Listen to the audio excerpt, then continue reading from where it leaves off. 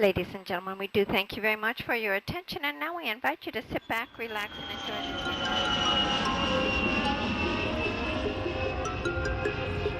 enjoy. Welcome to our top travel destinations. I am your host, Kevin Flanagan.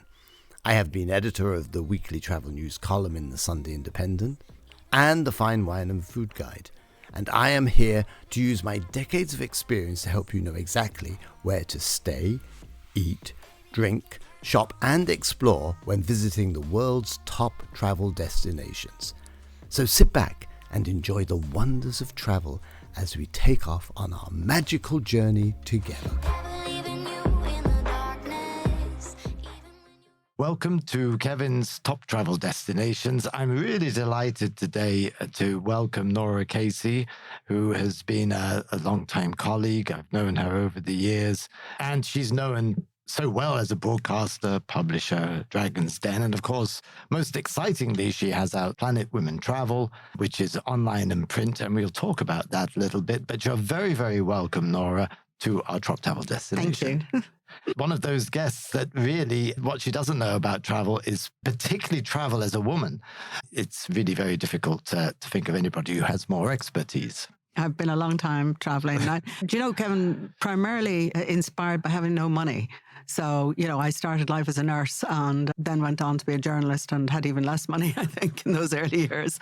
I was travel writing in my 20s and my husband, Richard, worked for the BBC. So we had no money. So we said, why don't we start writing for The Guardian and The Observer and whoever else would take us in London. And he was doing a few bits for the BBC from his travels.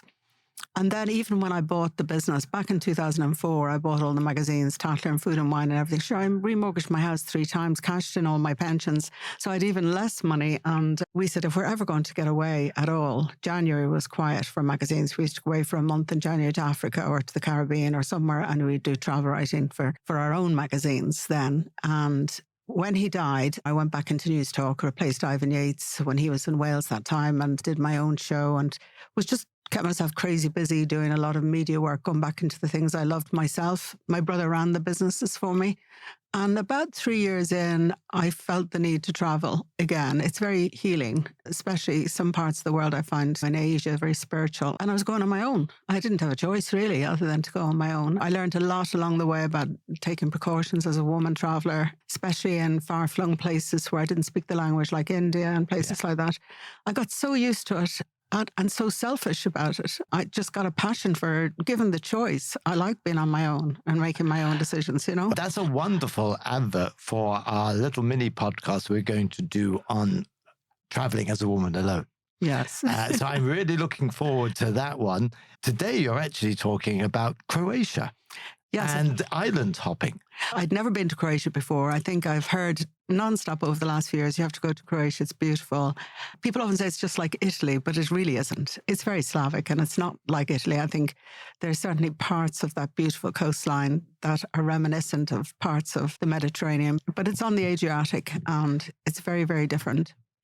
I flew into Split and I can't commend that really because we came in late at night. What can I say? It felt a little bit drab to me. Other people say I didn't give it a chance. I was only there for 24 hours and I saw everything there was to see in an hour.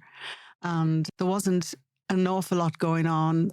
We had a very uninspiring meal. I'm not selling that very well. When I go on to talk about Dubrovnik, you'll understand that all my love fell in that sort of city rather than on Split. So we left pretty early on a very small sailing boat. It's Go Croatia Sail, very budget, well, I shouldn't say budget, but it's quite low cost and very affordable. We were on a mixed age group of about 22 people. Unbelievably, we became family. Almost, I'd say from day one. It's a very, very small boat. The cabin was much better than I expected. It had a double bed, it had a shower with a reasonable power pressure, which is unusual on a small boat, and plenty of room to store all your knickknacks and things. And that coastline down to Dubrovnik has lovely little coves. And when I say turquoise waters, just vibrant azure blue, gorgeous coastlines. You felt like you're in the middle of nowhere. We all swam off the back, I'd say 3 or 4 times it was 3 nights and 4 days. We went to Majet, which is a magical little island, and we got off and had something to eat and wandered around and saw all the ancient abbeys and really pretty little place. My favourite of all was an island called Our Lady's Island, which we went to on day 3, and we hired bikes. Now, I love cycling, but I have a habit of falling off. It's one of my tricks. My brother calls it road rash. It doesn't stop me from cycling, and I don't know why I fall off, but I had just done 20 kilometres in Chicago, so buoyed up by that, I got on these bikes in Our Lady's Island, and there was a lot of mountain terrain, but really, really beautiful. And of course, the big draw is once you get off on that island, you go to a little spot and you can catch a little ferry over to this very, very beautiful abbey. Really gorgeous in the middle of nowhere and just set amongst all that beautiful trees and gorgeous sea. I collided with a very large German man along the way, and his head was a lot harder than mine, so I had a black eye, I think, by the time I got back. I remember sitting on this bench and just staring out into the Adriatic and thinking, I'm going to take a big, huge mind snap of this. So when I'm back in Dublin and it's raining and we've stormy weather, I'm going to remember this moment with my bike beside me, sitting on this bench, looking out onto this beautiful scenery.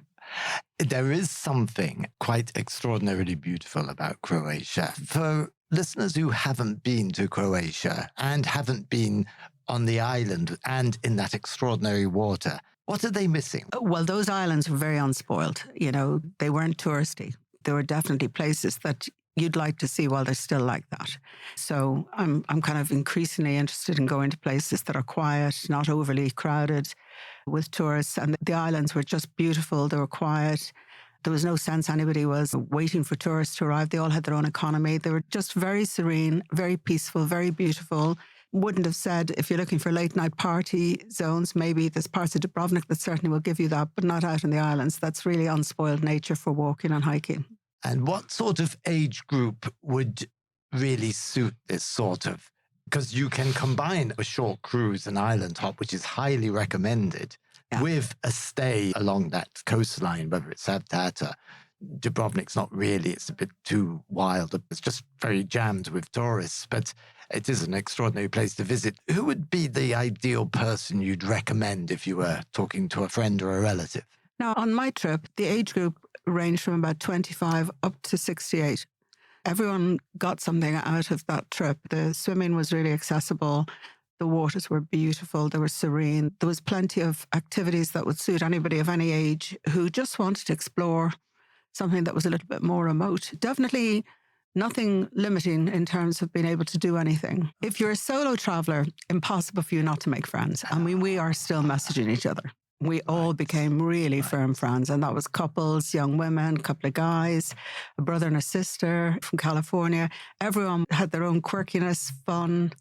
You sat together for dinner each night, 2 tables, and we all got to know each other really, really well. Not superficially, because there was nothing else on the boat. There was only us and the crew, and we were there from morning till night together swimming. So it was America, Australia, Kiwis, some from Europe, Britain. Wow. No. And what's the advantage of that sort of mix, did you find?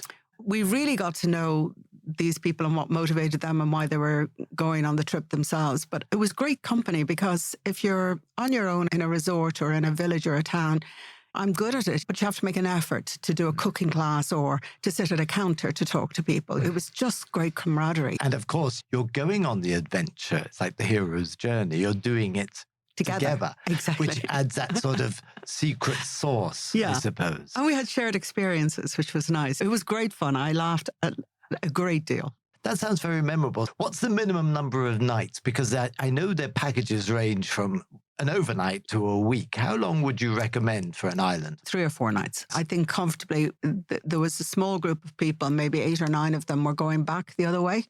And they had a slightly different itinerary. And I was jealous. When I was getting off at Dubrovnik, I was thinking, wow, I'd quite like just 1 or 2 more nights on this boat and to do that swimming and to go to that cove they're going to and to visit that island. I definitely felt I could have done another couple of nights. Yes. Yeah.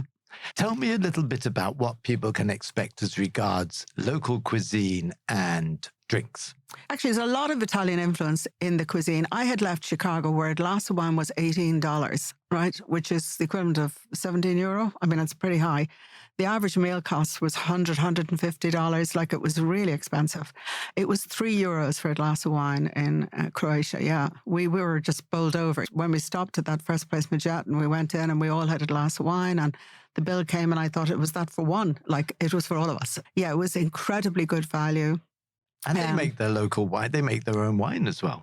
They make their own wine, and the wine is beautiful. So we tried the wine, yeah. So I had Asian cuisine when I was there, which was really nice, fusion. So they have a bit of modern cuisine intermixed with a lot of stews. They have a lot of pastas. It's quite Mediterranean in terms of salads and fish, a lot of great fish. But I wasn't there for fine dining. That's the honest truth. Like, I love food. And if I'm in a place where there's great food, I'll go out of my way to try and try it. This was real casual, lovely brasserie type eating, really relaxed, nothing too forced, nothing too expensive.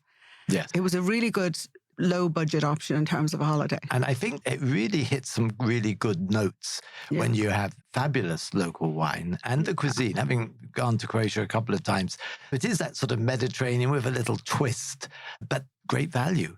Yes. The other thing I did, perhaps the best thing I did, was a walking tour in Dubrovnik with a wonderful woman who had been a teacher. The passion with which she described the city, especially during those terrible times when it was bombed, the fortitude and resilience. And she was showing us how some of the tiles on the roofs had to be changed from the bombing. And this incredibly beautiful, like, Game of Thrones has nothing on it. I mean, Game of Thrones has incredible scenery from Dubrovnik, but the real thing is something else. There's something about the polished marble stones, the glint of the light on them is unbelievable. And these little laneways that take you way off the beaten track. And I'm a great lighter of candles, of all things. I set light to candles everywhere, and there was gorgeous little churches that you could just pop into, and nothing was overly touristy. I think I was saying I was in Venice a few weeks before Croatia, and of course you nearly have to pay to go into every church in Venice.